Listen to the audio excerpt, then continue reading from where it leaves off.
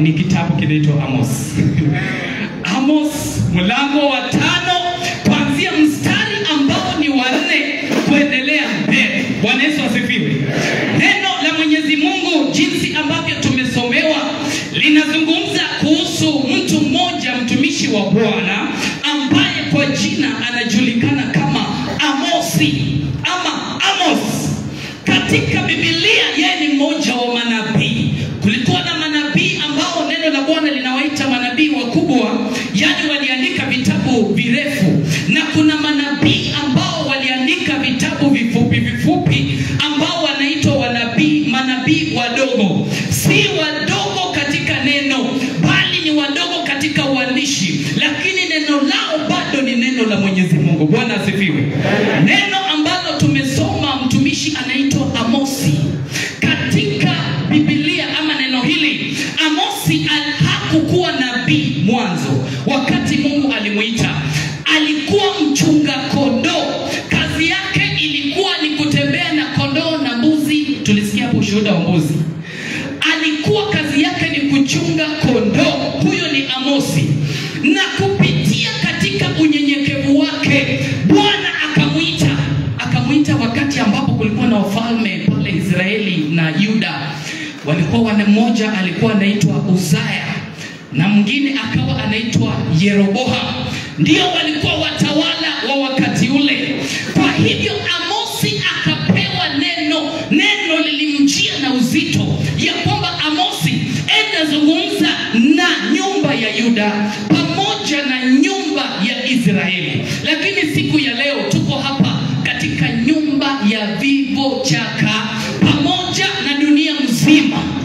Neno hili ni lako pamoja nami, na Bwana ataweza kututenda yaliyo mema. Bwana asifiwe.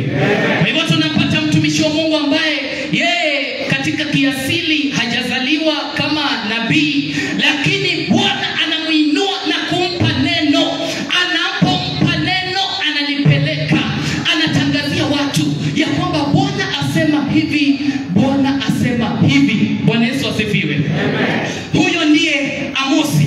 Katika kitabu cha Amosi, ile mada kuu ama theme ambayo inapatikana pale ni kuhusu uaminifu wa Mungu. Ya kwamba Mungu ni mwaminifu katika kitabu kile. Na anaposema yeye ni mwaminifu, anatarajia pia wewe na mimi tuwe watu gani? Waaminifu. Uaminifu katika mambo mengi, kwa sababu Mungu mwenyewe ni mwaminifu. Bwana Yesu asifiwe. Na kuna mstari katika Amosi mlango wa 3 mstari wa 3 inazungumza ikiuliza swali, je, watu wawili wanaweza tembea pamoja kama hawajaelewana? Hiyo ndio ilikuwa swali. Na Mungu alikuwa anauliza Israeli, je, mnaweza tembea na mimi kama hatujaelewana? Kwa hivyo kitabu kile, mstari ule unaongoza katika kitabu hiki na kiini chetu cha siku ya leo. Siku ya leo tunaenda kuzungumza kuhusu tafuta Bwana. Ama wacha tu replace Bwana, kwa sababu tuko na Waswahili hapa. Wacha tubadilishe Bwana. Tafuta Mungu ili uishi. Bwana Yesu asifiwe. Jambo la kwanza, wewe kukuja kwako hapa, si umekuja kutafuta Mungu? Tafuta Mungu ili uishi. Kwa hivyo kutafuta Mungu ni kufanya nini? To seek God is to do what? To seek God is to search for God. Ni kumtafuta, ama ni kumwangalia, ama ni kupekua. Wakati mwingine hata ile nguo ambayo umeivaa, si uliitafuta kwa zingine, ukawacha zingine ukachagua ile. That is seeking, kutafuta. So Mungu anatuambia tumtafute ili apatikane. Kuna wengine wakati mwingine kama unatafuta kitu, unafika mahali unakimbia, unafika mahali unatembea pole pole, lakini kitu cha muhimu ni kwamba umepata unachokitafuta. Wengine wanatafuta kwa njia nzuri, wengine wanatafuta kwa njia ambayo sio mzuri, lakini si wote wanatafuta. Wote wanatafuta hata fedha. Kuna wale wanatafuta kwa njia nzuri, kuna wale wanatafuta kwa njia isiyofaa. Lakini leo Bwana atuambia, Bwana Yesu, Mungu anasema nitafute ili wewe uishi. Na kuishi ni kufanya nini? Because vile tuko hapa tunaishi, si ndio? Lakini neno la Mungu linasema wakati Adamu alitenda dhambi, on the spot, immediately he died. Hilo ndilo neno la Mungu. Wakati Adamu alivunja sheria ya Mungu ambayo alimwagiza usile lile tunda, immediately Adamu alikufa. So alikufaje? Kwa sababu Mungu bado alishuka chini akauliza Adam, where are you? Adam akamwambia, nimegundua ya kwamba niko uchi, sina mavazi, kwa hivyo nimejificha. Na nimejificha ili usione uchi wangu. Na Mungu anamuuliza, nani alikuambia? So wakati ambapo unamtafuta Mungu, wakati ambapo unahitaji Mwenyezi Mungu apatikane katika maisha yako, yeye anapatikana. Na wakati Adamu alitenda ile dhambi akafa, kwa hivyo kuna kitu kilikufa kwake. Na wale ambao wameenda katika utafiti zaidi, nasema ya kwamba mwanadamu ameumbwa na vitu vingapi? Vitatu. Kitu cha kwanza, mwanadamu ameumbwa na mwili huu udongo ambao Mungu aliuita mavumbi. Baada ya sisi kuishi, kuna mahali huu udongo lazima uwekwe. Bwana Yesu asifiwe. Hiyo ndio sehemu ya kwanza ya mwanadamu. Sehemu ya pili ya mwanadamu inaitwa nafsi.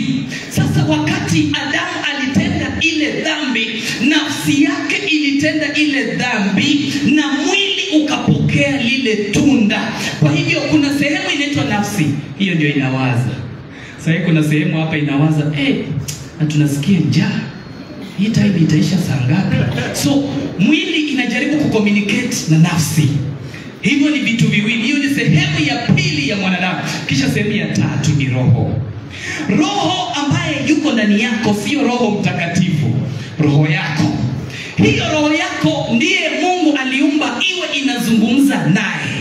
Wakati Mungu alikuwa anashuka katika shamba la Edeni, alikuwa anazungumza na Adamu kupitia kwa roho. Kwa nini? Kwa sababu Mungu ni nani?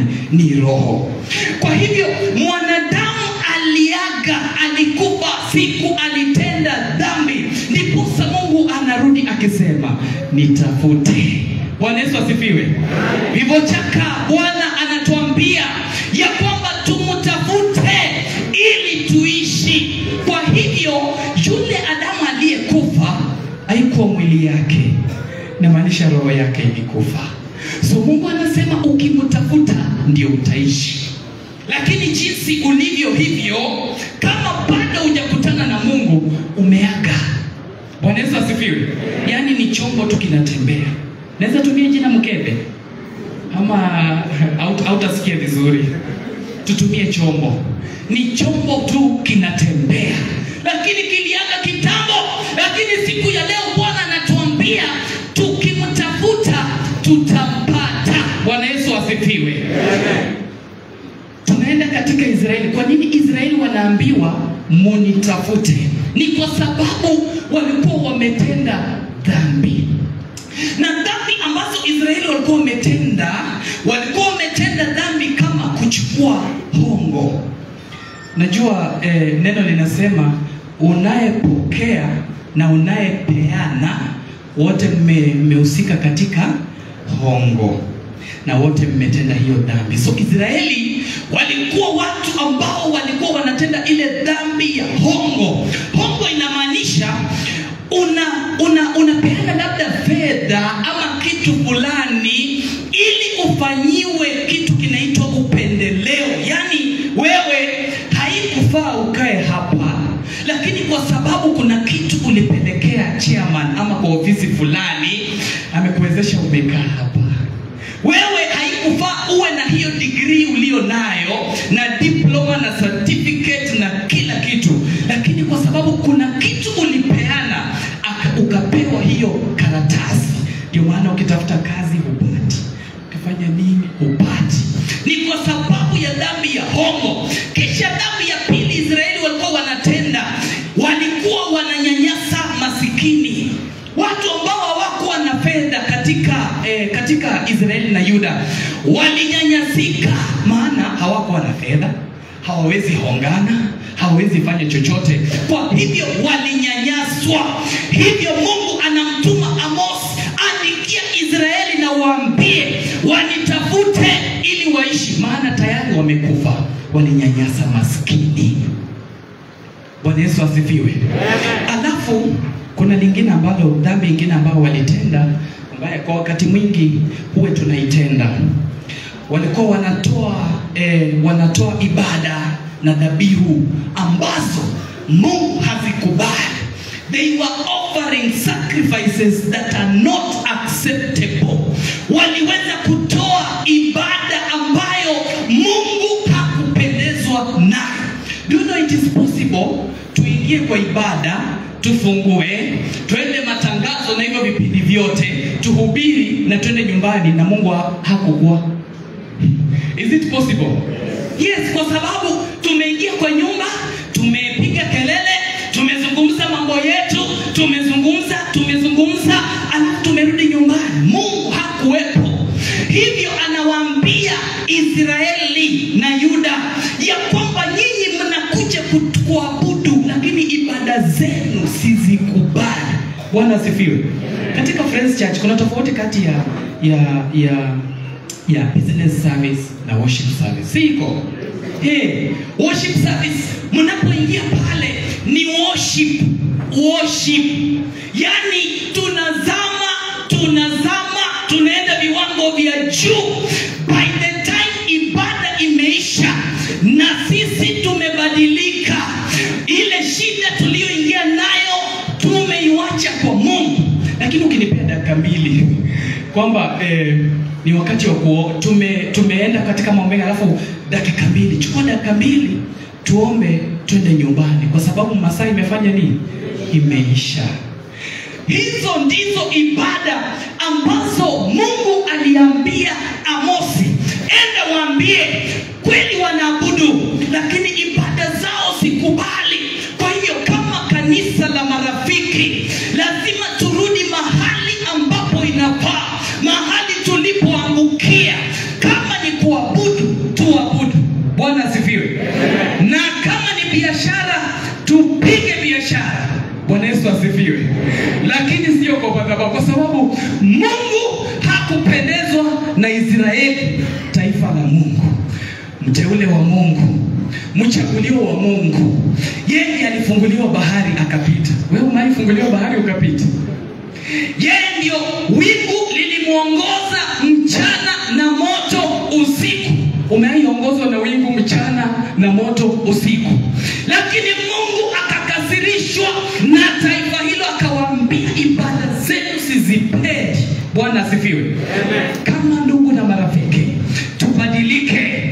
Siku ya ibada tumwabudu Mungu, tumuinue Mungu. Maana kuna mtu labda amekuja na shida, na shida yake inahitaji masaa mawili. Lakini sasa vile tumeingia, tumechukua tu masaa 10, yani masaa matatu, tumechukua dakika 30 peke yake katika ibada maalum.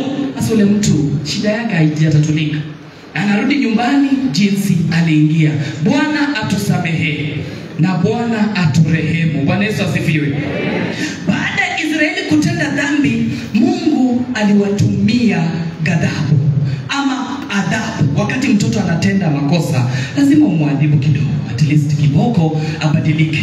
Kwa hivyo Israeli kuna adhabu Israeli walipewa, na Amosi anapoandika, anaandika kijua zile adhabu ama ile ghadhabu ya Mungu, punishment ambayo Israeli walipatiwa. Punishment, kulikuwa na mimea, walikuwa wakulima wanapanda vitu. Mungu alituma magonjwa kwa mashamba, kwa hivyo hawakuvuna. Kwa sababu ya dhambi zao hawangeweza kupata mavuno. Mungu amekasirika na wao, so akawatumia punishment, and that is why hawakuweza kupata, wakaanza kuomboleza. Kwa nini? Mungu amewaacha. Akawaambia, nitafuteni ili muishi, na tena ili mimea yenu ikaweze kuishi. Bwana Yesu asifiwe. Hata aliwatumia moto. Katika mlango wa 4 neno la Mwenyezi Mungu linasema Wakati Sodoma na Gomora walitenda dhambi, Mungu alikasirishwa na wao, akatuma moto ikawateketeza. Hata pale Israeli, wakati hawa walimtenda Mungu dhambi, alituma moto ikaua baadhi yao, lakini bado hawakuona.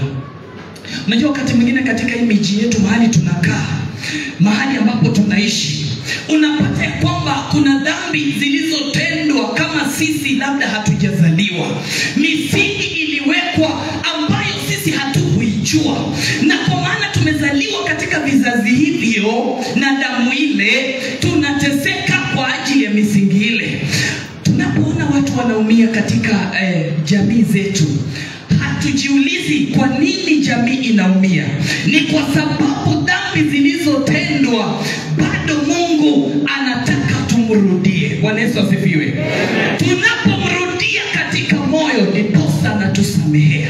Lakini Israeli, vifo, magonjwa, mimea yao, walitumiwa mvua mingi ikakuja ikaharibu vitu vyao, lakini hawakutubu.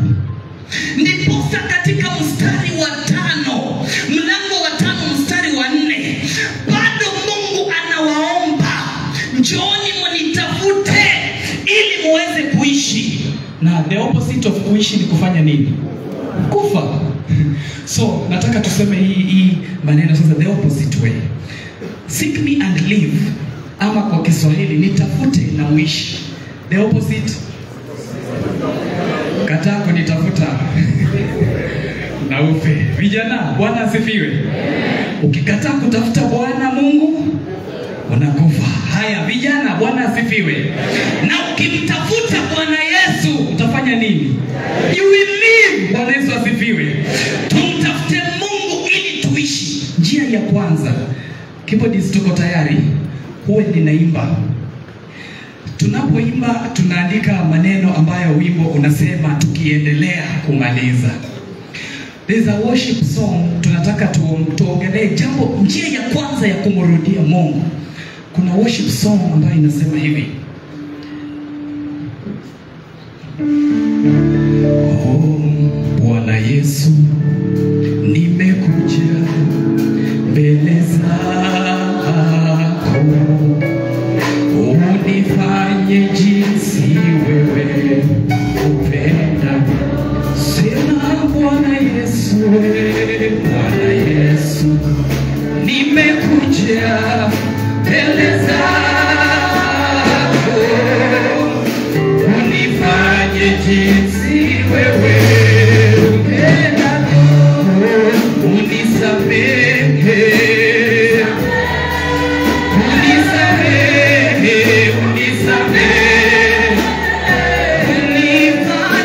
unifanye jinsi wewe upenda. Bwana unisamehe,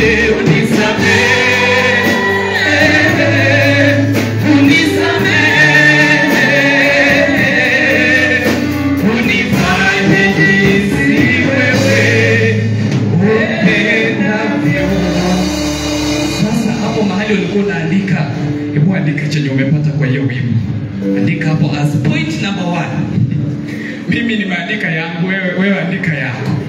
Kama yako unaona ni Bwana Yesu, andika Bwana Yesu. Na kama wewe umeona katika huo wimbo ni unisamehe, andika hapo tubu dhambi na usamehewe. Tubu dhambi, andika hiyo hapo. Kwa wewe ambaye unaandika, wewe ambaye hauandiki, record it in your mind. Just record it in your mind. Tubu dhambi. Bwana asifiwe. Repenting. Hapa ndio kuna kuanga tuna maneno. Yaani nani alinikosea na mimi nina miaka 50, yeye ni kijana mdogo ana miaka 20, lakini mimi mzee nafaa niende nimwambie kijana, pole nilikukosea. Hapo ndio shida katika kuomba msamaha. Wengi wetu tunajiangalia, mimi ni mkubwa, nitaombaje msamaha kwa mdogo? Haya, mwingine anajiangalia, mimi nina hela, nitaombaje msamaha ya kazi gani? Bwana Yesu asifiwe.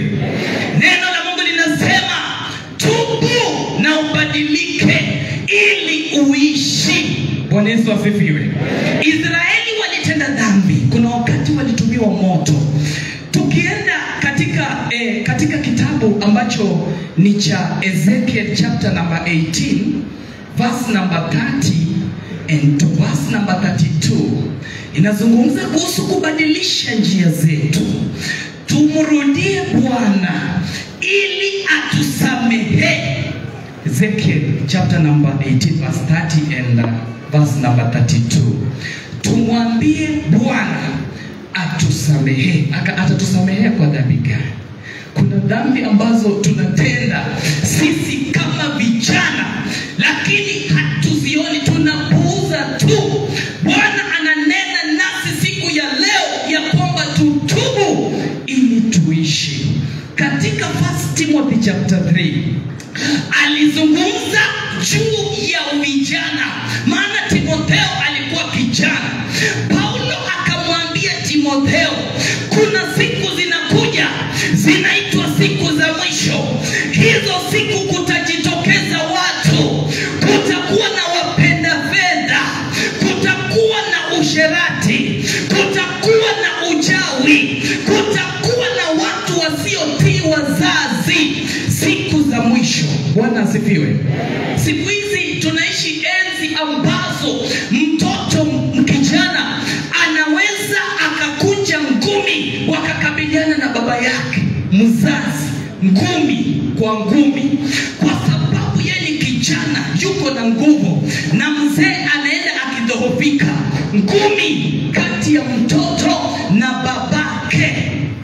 Tunaishi enzi ambazo vijana hawatii, hawasikii sauti, na neno linasema kijana, tusipotubu hatutaishi, tutakufa. Neno la Mungu linasema na lilitoa ahadi katika Waefeso 6 mstari wa 1 kuendelea. Kijana, mtoto, mtii mzazi uishi miaka mingi. Sababu inayosababisha tunakufa mapema ni kwa sababu neno la Mungu linatembea kwa maisha yetu, linatukata maisha, linapunguza miaka yetu. Hatutii wazazi, ndio maana tunakufa. Hata wale ambao wanaingia katika ndoa hazidumu kwa sababu hatukuwatii wazazi. Bwana asifiwe. Na Mungu tena akanena kuhusu dhambi ambazo ni za usherati.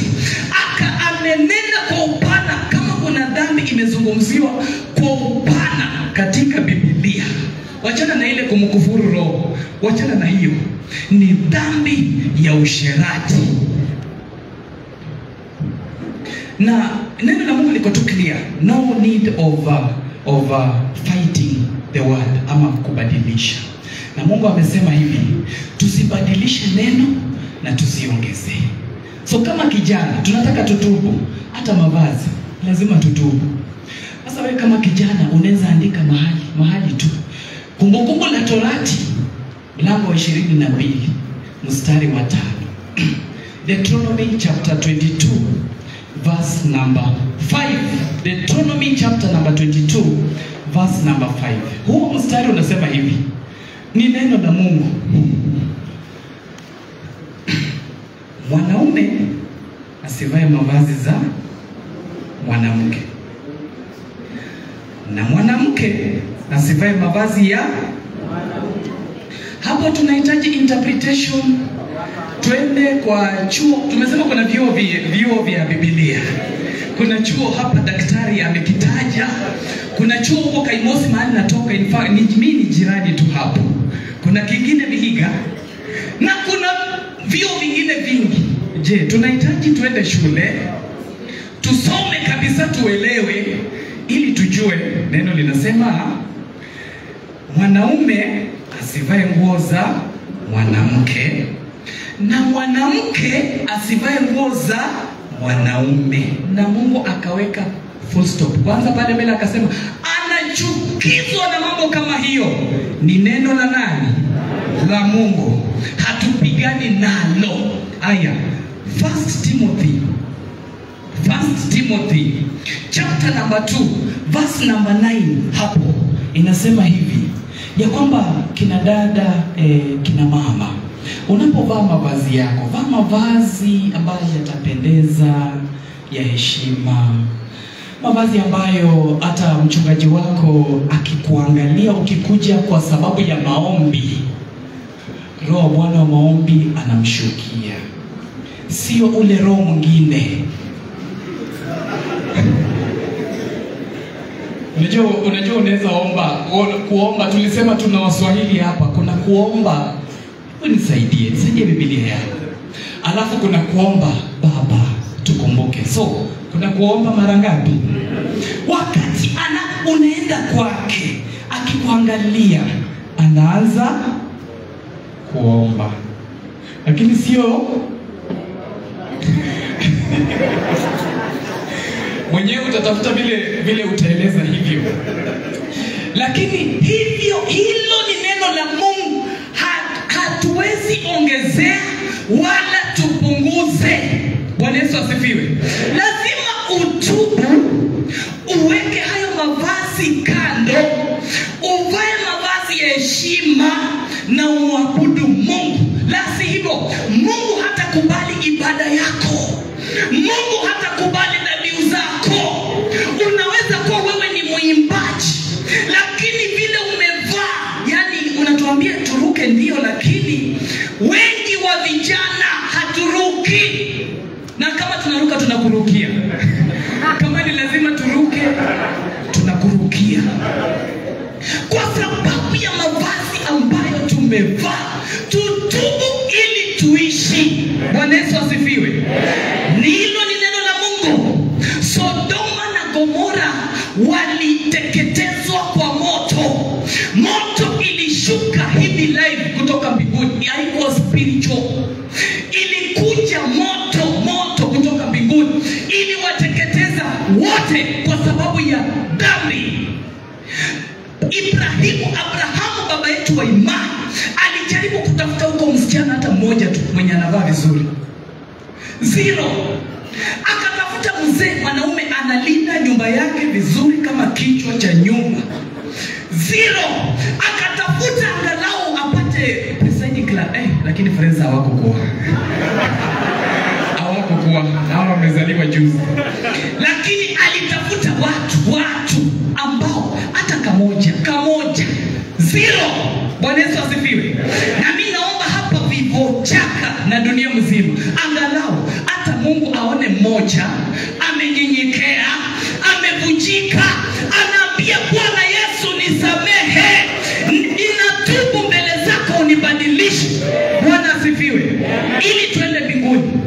Sodoma na Gomora hawako wanaishi maisha ambayo ni matakatifu, mpaka kule hata ndoa zilikuwa za jinsia moja.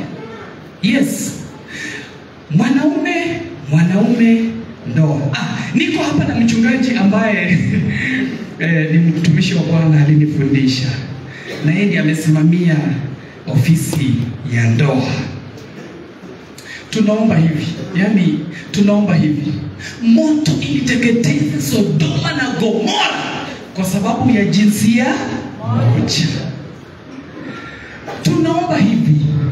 Kama umefika mwisho, vijana mnaelewa? Kama umefika mwisho, neno la Mungu linasema si utafute binti na uoe. Na wewe binti, kama umefika mwisho, tafuta mume, kwa sababu wanatoka kwa Mungu na tumekuja kuwatafuta. Lakini usianze kutafuta saa hii. Tukitoka hapa, tafuta mume atakaye toka kwa Mungu, alafu akuoe. Alafu ishi kama mume na mke.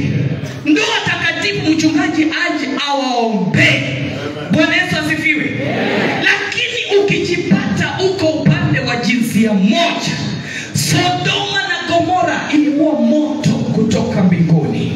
Mungu akusaidie ili utubu na ubadilike. Bwana asifiwe. Hivyo ndivyo vitu vinasababisha ghadhabu ya Mungu inashuka. Na Mungu anasema usipotubu utaaga, lakini ukitubu utaishi. Bwana Yesu asifiwe. Tutubu dhambi. Mzee, kama uko kwa ndoa kama mimi, kama uko kwa ndoa, uko na mke anajua. Maintain huyo mmoja, maintain her. Kama umependezwa na mke fulani kwa kanisa, si tumeongea kuhusu mavazi, kuna yule ambaye huwa anakuja anasimama na dansa na umependeza na yeye. Kama ni dress imekupendeza, enda mahali fulani hivi panaitwa boutique. Panaitwa boutique. Nunulia yeye ka dress kazuri kuliko hata jinyime. Uko unamoasa wakati tuko hapa kwa kanisa, si unipendeza na ile dress. So wakati ule mwenye alikupendeza kwa pale anaimba ama anafanya yale anayofanya, wewe uko huko unaangalia tu mke wako. Ya kwamba roho akulanganga usiku ye. Ya kwamba roho Bwana anatuita ya kwamba twende kwake. Na wewe unampotelea tu mke wako. Unamtazama tu. Alafu macho hatimaye kitoka kwake iende tena mahali pengine kwa nywele. Kina mama wao wanaenda mahali fulani panaitwa salon. Chukua yeye, peleka yeye tu pole pole, ingia hapo na tafuta style mzuri kuliko yenye ilikupendeza. Mbadilishe ili uwe unamwangalia tu yeye. Hata pia kwa kina mama na itu hivyo. Ukiona mzee wako, tuseme kama mimi lakini mimi nilitangulia na kusema nimeoa. Niko na mke nimeoa. Ukipendezwa na hizi zinaitwa senators. I'm not advertising senators, but I'm teaching you something ndio ubadilike umjue Yesu. Ukipendezwa naye na wewe umeoa, discuss naye, mwambie unaona hii mshahara inakuja next. Hii mshahara inakuja next. Wacha tununue kama ile ambaye tulio. Sasa wakati mimi nitakuwa ninasimama hapa, na naangalia mume wako ya kwamba anapendeza. Bwana asifiwe. Ili tusiteketezwe kama Sodoma na Gomora. Lakini wewe mama, sasa unajua kwa mfano, unajua tumebarikiwa different. Inaweza kuwa labda si mavazi, labda tu ni mwili. Inaweza kuwa labda ni mwili. Pia udansi vizuri. Kwa sababu tuko na mzee hapa yuko na mke wake, hawezi dance hiyo style. Lakini wewe umetuletea hiyo style. Inafaa tu dance vile wewe una dance. Umesababisha mzee fulani hapa amekuangalia akapendezwa na inaitwa Newton's law of motion. Akapendezwa. Sasa unataka huyo mzee afanye nini kwa mke wake? Aende amwambie nataka udansi vile? Hapana, wewe dance vizuri. Cheza kama mtu ambaye anaenda mbinguni. Si mtu ambaye kuna mwimbaji ameimba anarukaruka mahali moto inawaka. Bali ni mtu ambaye anatamani aende wapi? Mbinguni. Tutubu dhambi tuingie mbinguni. Bwana Yesu asifiwe. Tunaenda point number 2. Kuimba. Tukishamaliza kuimba unaandika hiyo point. Roho wa Bwana twakualika utawale. Roho wa Bwana twakualika utawale. Karibu Roho, fanya mapenzi ya Bwana. Karibu Roho, fanya mapenzi ya Bwana. Andika. Daudi alikuwa anaimba Zaburi. Si alikuwa anaandika. Pia wewe andika. Kwa sababu Mungu alikuwa anamwambia hebu imba hiyo wimbo. Anaimba alafu anaandika. Andika. Unajua kuna mwenye bwana ameshika kalamu.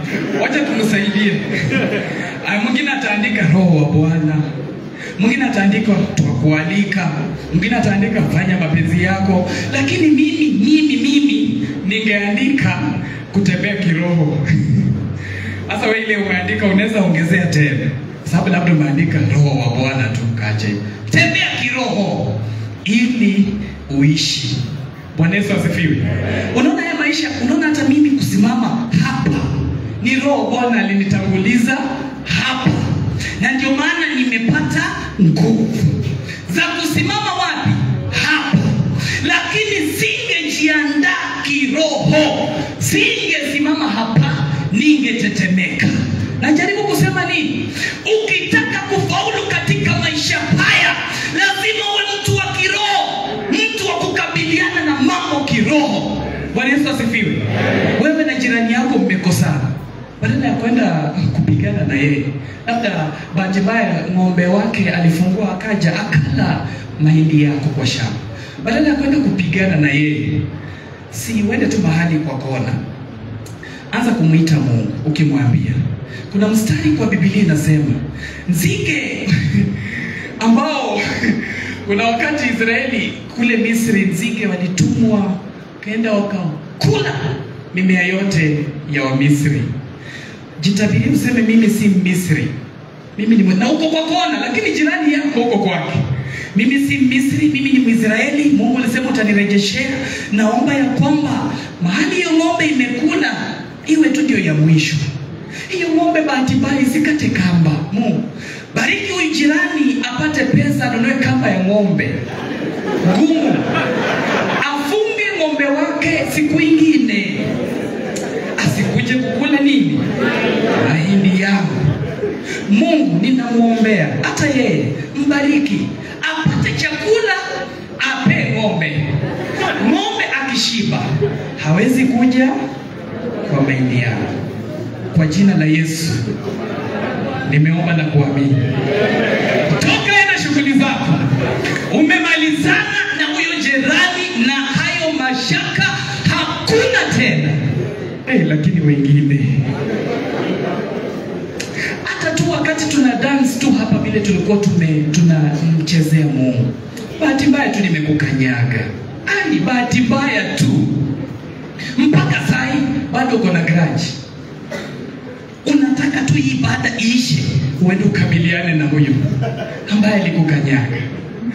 Tukabiliane na mambo kiroho, maisha ya kiroho. Ukitaka kufaulu maishani, lazima uwe mtu ambaye ni wa kiroho. Tutaandika Warumi 8:13, Warumi 8:13 ya kwamba sisi tusiishi kimwili tena, tuishi kiroho. Adamu alipotenda dhambi alikufa kimwili, alikufa kiroho, mwili ukawa unaishi. Na mwili huo kwa sababu roho imekufa ndani yake, mwili ukaanza kutenda dhambi. Kwa hivyo Mungu anamwambia Adamu pamoja na wewe na mimi tuishi kiroho bali sio kimwili. Maana roho ilikufa ya Adamu na mwili ukaanza kutenda dhambi. Na kitabu kingine utaandika Wagalatia mlango wa 5 mstari wa 22 hadi ule wa 23. Inasema hivi, pale nyuma kabla ianze kutaja yale mambo ambayo imetaja pale nyuma, inazungumza kuhusu matendo ambayo ni ya kimwili. Matendo ya kimwili ni kama uchawi. Matendo ya kimwili tumesema usherati. Matendo ya kimwili uchoyo. Matendo ya kimwili chuki. Matendo ya kimwili hasira. Alafu Mungu anapoendelea na kutaja yale maneno kupitia kwa Paulo, mwishowe anamaliza akisema, nimeshawaambia hii maneno, anayetenda haya hawezi fanya nini?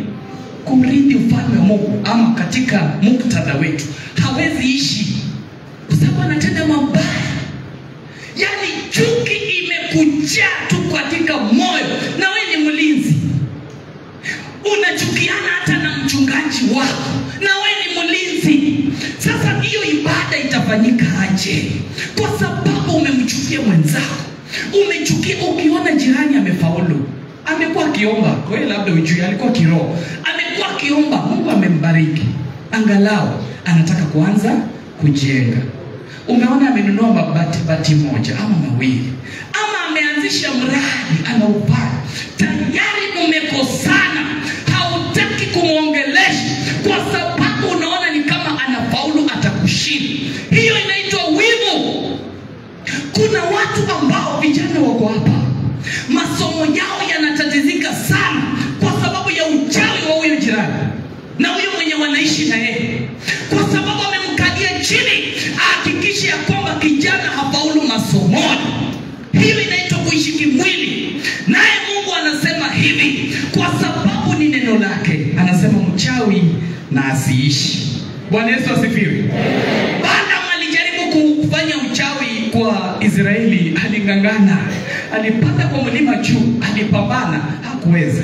Wewe ambaye umekuja leo kumtafuta Yesu, uchawi hauna nguvu kwa maisha yako, na Mungu atayabadilisha ama kubadilisha hali yako ambayo uko ndani kwa ajili ya uchawi ili uishi. Bwana asifiwe. Kwa sababu nguvu za kishetani hazina mamlaka. Bwana asifiwe. Kutembea kiroho sasa ni kuzaa matunda ambayo umeandika pale. Andika tunda lolote ambalo unajua. Andika tu hapo any tunda, ya hata moja tu ama mbili. Andika tunda lolote hapo. Alafu angalia jirani yako uone kuna mwenye ataandika maembe. kama hapo nyuma, especially kama jirani anasikia njaa. Hebu uchunguza. Andika tunda hata moja. Andika tu moja.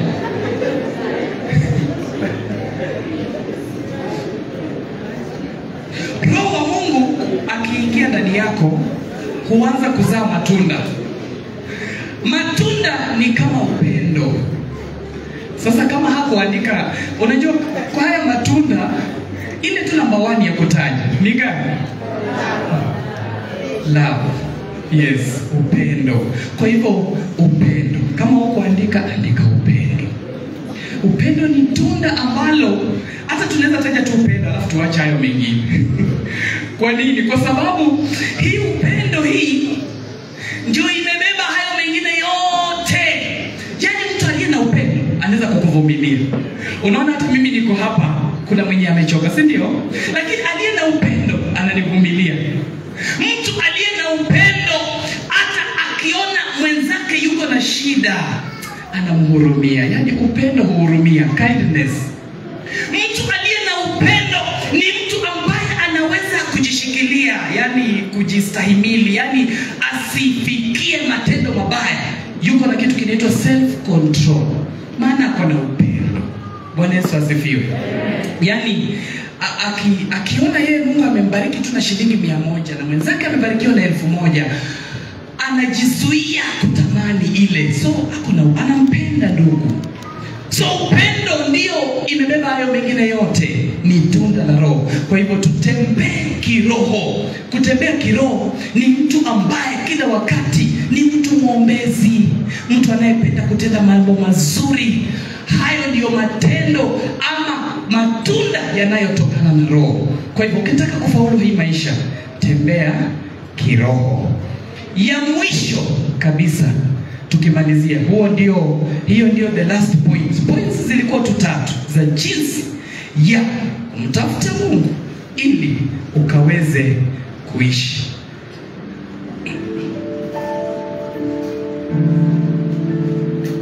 Heri ung'ang'anie wokovu. Heri ung'ang'anie wokovu. Wokovu, wokovu, wokovu. Kitu chochote, heri ung'ang'anie wokovu. Heri ung'ang'anie wokovu. Wokovu, wokovu, wokovu. Bila kujali tunaenda kwa kifua. Heri ung'ang'anie uhaki. Heri ung'ang'anie uhaki.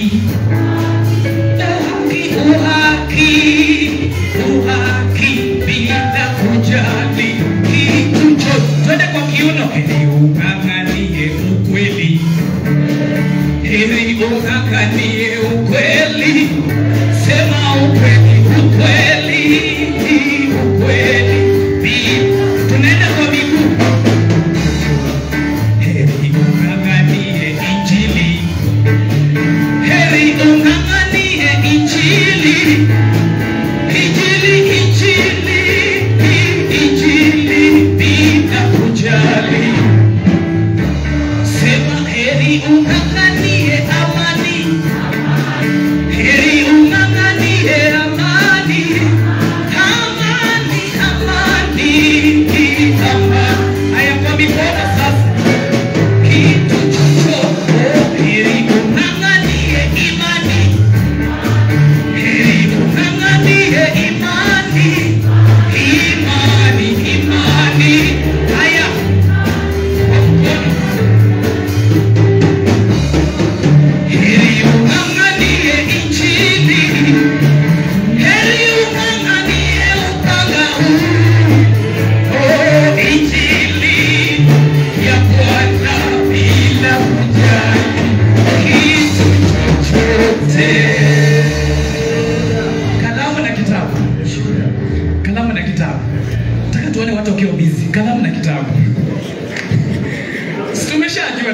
Yani tukimaliza tunaandika tena niseme. So watu wako busy. No copy, no copy. Ushers.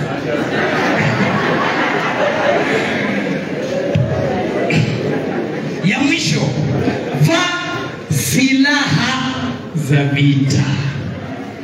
Ama vaa silaha za Mungu. Kwa Uingereza wacha tuanze na Waingereza. Put on the full armor of God. Tanzania tulishamaliza, si ndio? Uganda. Uganda tunasema put on the armor of God. Put on the armor of God. Andika hapo. Chinese na hao wengine another day. Tutatranslate kutumia Google Translator. Vaa silaha za Mungu. Tulianza kusema heri unganganie nini? Wokovu. Wokovu. Tulianza na wokovu. Lazima kwanza kama kijana uokoke. Kisha baada ya kuokoka hayo mambo mengine ya kufuata tu. Na ndio maana kuna mtoto hapa alitoa memory verse mzuri sana, na kuna wengine tu wazee wakawa wanamcheka. Na mtoto mdogo walikuwa wanacheka watoto wengine, na angalau huyo mtoto amemshika kwa kushika hizo memory verses. So tunazungumza kuhusu mambo na wokovu. Lazima uokoke ili ya kwamba ukaweze kukua mshindi. Putting on the full armor of God. So tulikuwa tunatoa verses, hata mwingine akasema ya kwamba for God so loved the world, nikaona hapo wazee wamechangia mbio kina mama that he gave his, wakamchangia wakamsaidia. Mwingine akakuja akatoa mstari, mwingine akasema peke yake. Mwingine akatoa, mwingine akasema peke yake. So wokovu, mtu ambaye ameokoka ni mtu number 1 amekubali Kristo katika maisha yake. Yani si tulisema ametubu. Huyo jamaa ametubu alafu amebatizwa. Baada ya kubatizwa, sasa yeye amepokea kitu kinaitwa wokovu, maana amewacha dhambi, sasa ameokoka. Kijana ukiokoka na utembee katika wokovu, huyo ni Mungu utakuwa umembeba na utaishi maisha marefu kwa sababu umebeba Mungu mwenyewe, kwa sababu Mungu ndio wokovu. Katika Zaburi ile ambayo Daudi aliandika, Zaburi 27 mstari wa 1, mwandishi anasema hivi: Bwana ni nuru yangu, tena ni wokovu wangu, kwa hivyo sitaogopa chochote. Kama vijana usiogope haya mambo mengine ya kiulimwengu, kama utakuwa na wokovu. Kwa hivyo okoka. Ya pili, tukaenda kifuani, tukasema uhaki. Tendea tu jirani yako mambo ya haki kabisa, na Mungu atakubariki. Kama shamba si lako, kama nako nilikuwa ninafika hapa, wacha kukanyaga Mungu mwingine uongeze. Tendea jirani haki. Watoto ambao ni yatima, kuna mama ambao ni wajane, kama kanisa tuwatendee haki, na Mungu atakubali ibada zetu, atakubali dhabihu zetu. Lakini tukiwa watu ambao hatutendi haki, Mungu hatakubali ibada zetu. Tukitoka kifuani tunaenda hapa. Sitainua hapa kwa sababu zisizoweza malizia kuepukika. Lakini nina mshipi. Nimevalia kitu kinaitwa mshipi. Hiyo inaitwa belt. Hii mshipi, ukijiuliza kwa nini huyu Paulo alitumia mshipi, kitabu pale ni Waefeso 6 kuanzia mstari wa 11, 12, 13 mpaka 18. Mshipi, wanajeshi wa kitambo walikuwa nguo zao zilikuwa zinakaa mrefu hivi, so walikuwa lazima, nguo zao wanaume pia walikuwa zinakaa mrefu hivi. Sasa alikuwa lazima avalie mshipi ili akipigana nguo isipeperushwe na upepo. Wacha tukuje kwa in our context. Hii mshipi kazi yake ni nini? Ni nini kazi ya mshipi? Okay, wacha tu assume hii long ambayo nimevalia trouser haina kifunguo, yani button. Haina vitaki. Asante Mtanzania. Haina kitaki na sina mshipi. What will happen? kweli, si ndio? Kutakuwa na shida, kutakuwa na taabu. And Paulo, Mungu akiwa anajua maana hiyo mshipi, akasema hii mshipi kwa ya ukweli. Hii mshipi kwa ya ukweli, the belt of truth. Yaani uko kwa ndoa lakini huaminiki. Alikuwa anamaanisha hivyo. Wewe ambaye ulikuwa bado unalala. Hii mshipi kazi yake ni kulinda mwanandoa na yule ambaye ni mtarajia wa kukua. Ndio kazi ya nini? Mshipi. Si angalau hata kama umemisi hizo zingine zote, si hata ushike tu mshipi. Na wewe kama kijana, nunua mshipi, ufunge vizuri. Ishike vizuri, isikae imeteremka upande moja na mwingine imeinuka. Funga mshipi vizuri, iwe tight. Unajua kuna kina dada hapa wanaangalia wanasema hiyo part hiyo ilikuwa ya wazee. Kina dada, nyinyi huwa mfungi mishipi? Siku na mavazi fulani yanafunga mishipi. Fungeni hizo mishipi. Funga mshipi vizuri, ungojee siku yako, ama kama Mungu tayari amekuweka katika ndoa, uwe mtu wa ukweli. Ukitoka kwa nyumba unaenda soko, umwambie mke wako nenda sokoni. Uende sokoni. Wakati utatoka hapo kwa ibada, sasa hivi unajua ibada haijaisha, bado tunaendelea. Lakini kuna mwingine tayari ashasema hata bado tuko mbali, tutachukua muda mrefu na tutakaribia kumaliza, kwa sababu anapiga timing zake ili akitoka hapa aende kupitia mahali, kwa sababu hajakutembea na mshipi. Kwa mtu wa ukweli, ukiambia mke wako nakuja dakika 2 hivi nitakuwa nimefika, ni ukweli. Ukimwambia niko kanisani, uko kanisani. Bwana Yesu asifiwe. Hiyo ni mshipi. Next, miguu. Hii miguu yetu iko tayari kupeleka amani. Amani ama injili ya amani, injili ya amani. Ukiona mahali kuna shida, kimbia hapo na amani. Kuna watu ambao akisikia kwa jirani kuna moto imewaka, sijui anatoa wapi kiberiti kingine na mafuta, anaenda anazungusha kwa nyumba hivi, anawasha tena ingine. Moto ambayo ilikuwa imewaka pale inaongezeka. Usikuwe hivyo. Uwe mtu wa kupeleka injili ya amani mahali kijana huko. Uwe na utulivu. Sasa tuko mahali mnapigana. Napiga, huyu girlfriend alikuwa wangu, huyu boyfriend mimi nilimpata wa kwanza. Sijui mimi ndiye ananiandikia message. Mimi sijui nilifanya nini. Hii nguo ambayo nimevaa ni yale nimenunulia. Hapana. Wewe ni kukorofishana na kila mtu. Neno la Mungu linasema tuwe na injili ya amani. Alafu akatuambia katika mikono yetu tutembee na imani. Tuwe watu wa imani. Tuko hapa lakini wewe una imani. Ninakuambia kwamba kuwa na imani, Mungu akushughulikie.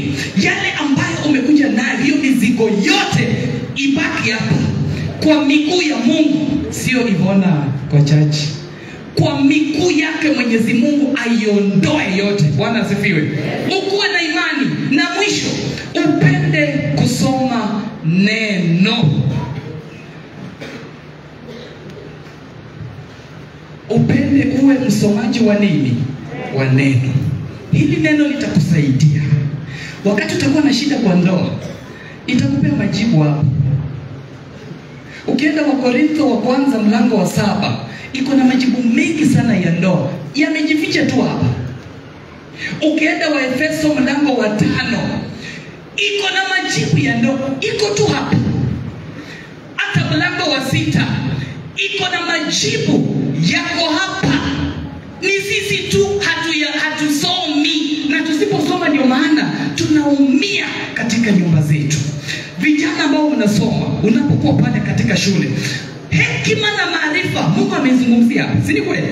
Kuna mtumishi hapa alikuwa na hekima na maarifa kuliko kila mmoja. Yaani neno la Mungu linasema kwamba duniani yote hamkuwa na mtu mwenye hekima kama ile. Ako hapa. Hebu fungua hii Biblia ukatazame pale ndani uone hekima yake ilikuwa namna gani. Aliipata aje? Akatembea aje? Bwana asifiwe. Iko hapa. Hata kama unataka kupata pesa na umeshindwa utapata aje. Kuna njia nyingi za kupata pesa, lakini kuna njia mufti ya kupata pesa. Iko hapa ndani, haina mkato. Inasema Mungu bariki kazi ya mikono. Wewe asubuhi Facebook saa 6 kila mtu anataja yake. TikTok ikifika jioni saa 12 hivi WhatsApp, alafu before tulale, before tukausingizi kakuchukue. Yes, umesikia jirani amesema? Hapo ndio tuna concentrate sana kama vijana, ndio maana hatuishi. Bwana Yesu asifiwe. Lakini neno la Mwenyezi Mungu linatuambia tutakapofuata hili neno litatusaidia katika maisha yetu. Jaribu sana usome hili, litakusaidia kutengeneza hela. Usitumie njia ya mkato kupata pesa. Fanya kazi na mikono yako. Wacha hii tuongea tena wahubiri. Ninamalizia sasa. Wachungaji, fanyeni kazi kwa mikono yenu miwili ili Mungu awabariki. Bwana Yesu asifiwe. Paulo ndio mfano huo. Ukifanya kazi kwa mikono yako miwili, naye Mungu anakuongezea. Lakini usipofanya kazi na mikono yako miwili, utakuwa na uzito fulani, utakuwa na mzigo fulani. Lakini Mungu akikufungulia mlango, fanya na mikono yako miwili. Haya, mwingine atatafuta aseme hata tukienda kupiga beti, si tunafanya na mikono yetu miwili. Neno Mungu anasema si hivyo, si mabaya. Yani kazi njema inayoonekana kwa mwangaza. Usitumie giza kupata hela. Hela za shetani za giza ziko na mabawa. Ni vile tu hujaiona. Ngoja ukosane na shetani aliyekupea zile hela, utaona vile zitafly zikimwendea. Lakini ukipata kutoka kwa Mungu, anasema hivi, ahadi za Mungu ni za kweli, baraka za Mungu hazina machozi. Yani Mungu amekubariki na Kasimu Mulika Mwizi, lakini wewe ndio uko na furaha kwa watu wote wenye wako na simu dunia mzima. Kijana, uko na simu ya 5,000 bado utosheki, unahitaji 10,000. Ukipata ya 10 bado utosheki, unataka ile kubwa. Amani ya Mungu itosha fahamu zote, ndiyo neno la Bwana na chakula chetu cha kila siku. Mungu akubariki wewe ambaye umetufuatilia ukitutazama. Mungu akubariki wewe ambaye ulifika hapa ni kwa ajili ya mkutano huu. Na Mungu asimame na kila mmoja wetu. Mungu ainue maisha yetu yote. Na mahali tumetenda dhambi, Mungu atusamehe. Mahali tumetembea kimwili, Mungu atujaze roho. Na mahali hatujavalia silaha za vita, Mungu atuvishe leo. Ninapomkaribisha mtumishi wa Bwana ni kwa ajili ya uombezi. Utasimama kwa miguu yako tunapoenda katika maombi. Na tunapoenda katika maombi, Roho wa Bwana akasema hivi, kuna watu atawashughulikia mahali hapa na wamebondeka katika mioyo zao, na wanahitaji Mungu arekebishe mioyo zao. Kuna mtu hapo ako na uzito kwa moyo, anatamani Mungu amuondolee mizigo, lakini leo ndio siku yake. Roho wa Bwana aliahidi atasimama na wewe. Jisalimishe mbele za Bwana, naye Mungu atakubariki.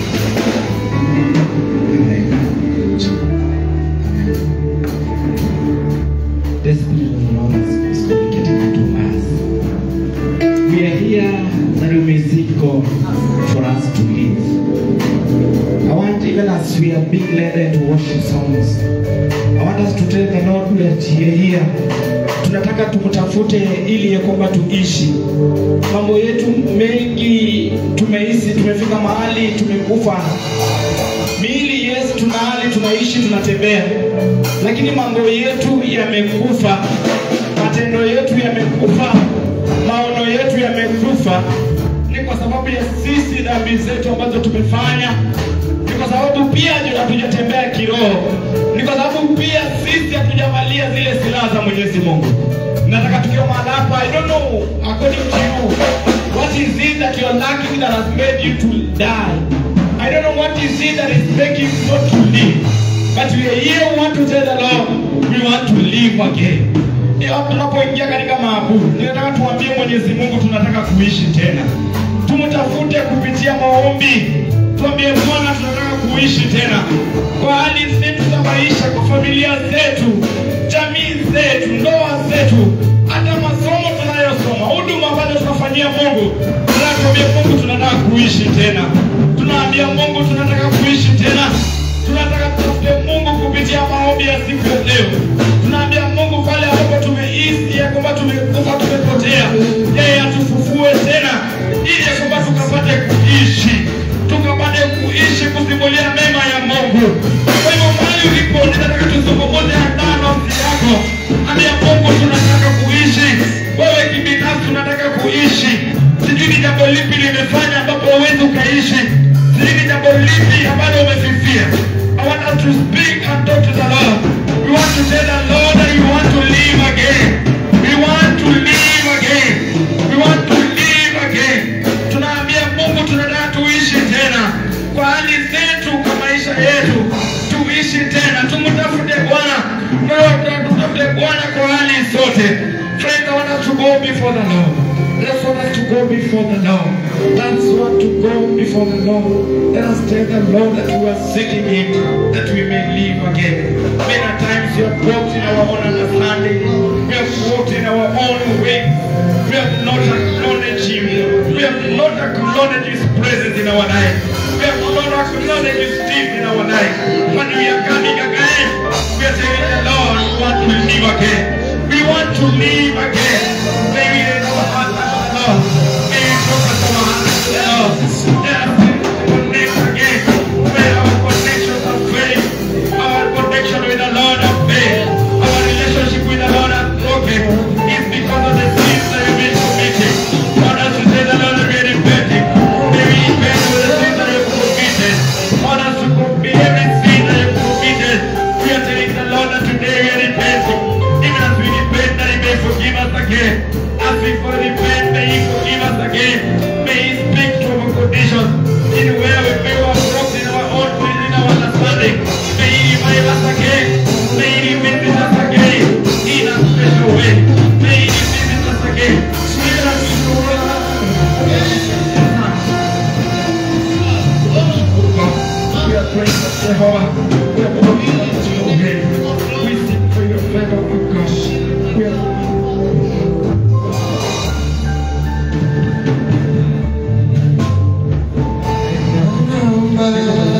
We are seeking you that we may live again.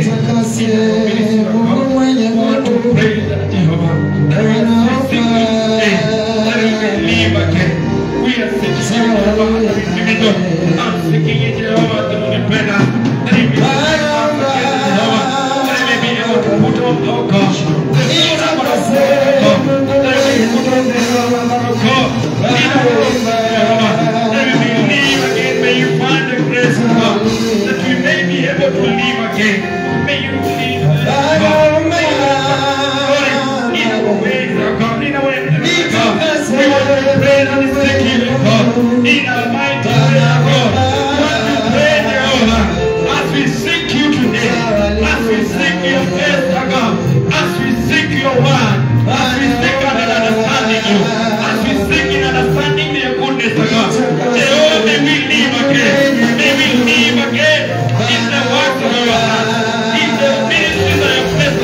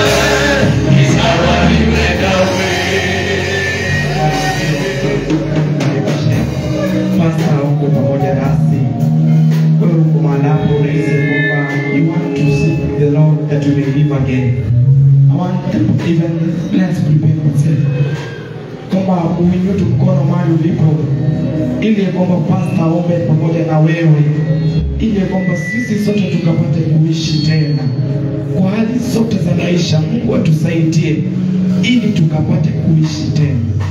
Kwa hivyo mahali popote ulipo unahitaji maombi haya, ninataka uinue mkono wako mchungaji aombe pamoja na wewe ili kwamba tukapate kuishi tena. Jinsi Roho wa Bwana aliweza kuelekeza. Kama uko mahali hapa, Roho Mtakatifu wa Bwana, ni wewe unajua watu wako, unajua mioyo zao. Kwa wakati huu katika jina la Yesu Kristo, Roho Mtakatifu wa Bwana, tembelea watu wako. Popote kuna moyo umebondeka, Roho wa Bwana, tembelea watu wako. Mungu mtakatifu wa mbinguni, popote kuna moyo umekuita, popote kuna moyo umekutafuta katika roho na kweli, Roho wa Bwana, tembea mahali pale.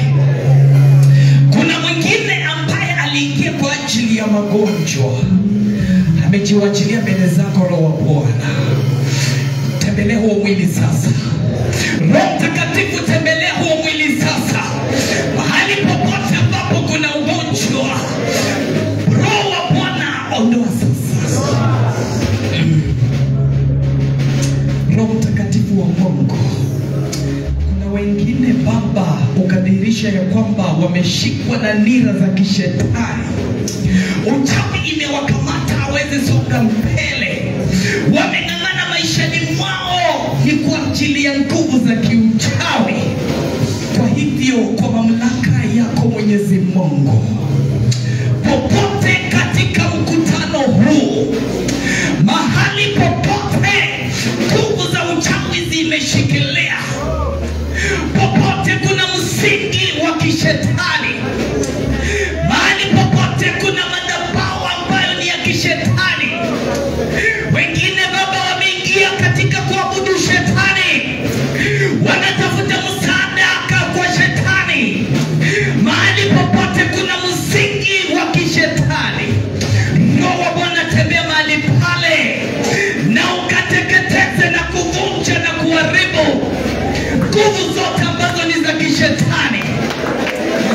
Ukaonyesha kuna mioyo mahali hapa, hiyo mioyo inatamani sana uguso wako. Roho wa Bwana, tembea popote pale. Kama kuna moyo ulikuwa umekusubiri, Roho wa Bwana ukatembea ndani ya moyo ule kupitia katika jina la Yesu Kristo. Hivyo tunaamrisha kila ugonjwa, magonjwa ya misukumo. Watu hawakuwa na uhai, waligonjeka wakiwa wadogo, walifika miaka michache wakagonjeka. Saratani kaingia kwa miili zao, wametafuta msaada hawajapata, wamekimbia hospitalini hawajapona. Roho wa Bwana unawaona, wengine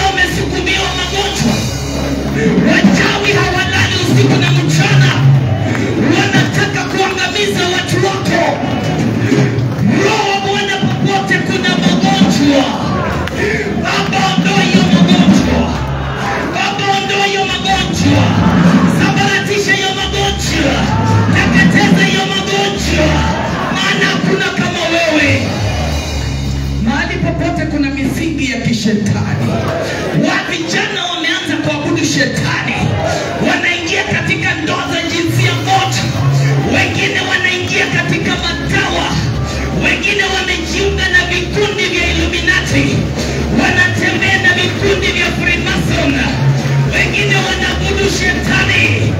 Mahali popote kuna misingi na madhabahu ya kishetani, Roho anateketeza yote kwa moto. Kwa maana hakuna kama wewe. Yeyote ambaye amefungwa mahali hapa, ndoa zimekataa, ameng'ang'ana, ndoa imekataa, amejaribu, ndoa imekataa. Yeyote ambaye yuko mahali hapa ni kwa ajili ya ndoa. Roho Bwana tembelea hiyo ndoa. Badilisha huyo mzee, badilisha huyo mama, badilisha huyo kijana. Leta mabadiliko, kwa sababu wewe ni Mungu na hakuna mwingine kama wewe. Yeyote ambaye ametafuta kazi kwa muda, amezunguka kwa maofisi hajapata, Roho wa Bwana mpe kazi. Amenyosha mkono, mpe kazi. Roho wa Bwana mpe kazi. Roho wa Bwana mfungulie kazi. Mpatie hiyo biashara, mpatie hiyo biashara, muanzishie hiyo kazi, muanzishie hiyo kazi, maana kuna kama wewe. Baba, kuna mwingine amekwama katika masomo, ameng'ang'ana, hawezi. Karo ya shule imekuwa shida, nyumbani hana msaada, yuko hapa anakulilia. Baba, unayeona watu na machozi yao, tembelea yeyote ambaye anahangaika ni kwa ajili ya karo ya shule. Ukafungue milango popote imefungwa kupitia kwa jina la Yesu Kristo, kwa sababu Mungu hakuna kama wewe. Baba, vijana wanakuhitaji, Vihiga Yelemiti wanakuhitaji, Bokoni wanakuhitaji, Chavakali wanakuhitaji, Kaimosi wanakuhitaji, Turoi wanakuhitaji, wale wanakuhitaji, Prince ya Kenya wanakuhitaji. Watembelee na mvua yako, watembelee na neema yako, watembelee na kibali chako, maana hakuna kama wewe. Baba, viongozi wa mkutano huu mikononi mwako, unawapa nguvu mara nyingine, waendelee na kazi yako. Wachungaji wako mahali hapa, wanang'ang'ana na kazi yako, wengine wanapika njiani wanachoka. Baba, watie nguvu, Baba, watie nguvu, maana hakuna kama wewe. Wanasifa na ibada mikononi mwako, maana hakuna mwingine kama wewe. Bariki familia zetu, bariki huduma zetu, bariki watoto wetu, bariki wazazi wetu, bariki masomo yetu, bariki kila mmoja, maana hakuna kama wewe. Na ni katika jina takatifu la Yesu Kristo, Baba, tumeomba na tumeamini. Haleluya, pigie Yesu.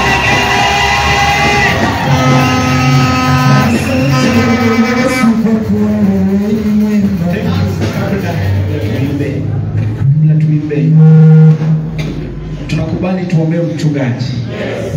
Tuombee mchungaji. Baba wetu, katika jina la Yesu, tunakushukuru Mfalme kwa neema na kibali. Yesu Kristo, ukawa na kusudi katikati ya watumishi wote, ukateua mchungaji John. Amekuja mahali hapa Bwana, amenena na kundi hili. Na Yesu Kristo, kwa jumla, kwa umoja tunamuombea. Roho Mtakatifu tunamnenea mema, tunamnenea makuu. Yesu, tunajua kwamba Bwana amenena mahali hapa, tunaomba kibali ukamjaze tena. Umjaze tena kwa njia ya kipekee, ili kwamba Mtakatifu azidi kuhudumia watu wako wakiinuliwa. Baba yangu, ninataka nimchobye kwa damu ya Yesu Kristo. Damu hii mnenee mema, damu hii mtetee, damu hii iwe msaada ndani ya maisha yake. Bwana, anapotoka mahali hapa tunamuombea, familia yake ibarikiwe, jamii yake iinuliwe, huduma yake Bwana isogezwe viwango, nasi tutasema ni asante. Asante Mtakatifu, maana utakuwa pamoja naye. Kwa jina la Yesu Kristo tumeomba na tukushukuru. Tubarikiwe sana. Kwa majina ninaitwa Ahmed Katamu, Chavakali Yelemiti. Amen. Bwana Yesu asifiwe. Wangapi wamebarikiwa? Tupigie mnenaji makofi kwa kazi njema. Asante sana Mungu. awabariki, Mungu awainue. Sema amen. Wakati huu tuna wale ambao wameingia tukiwa tayari tumetoa sadaka.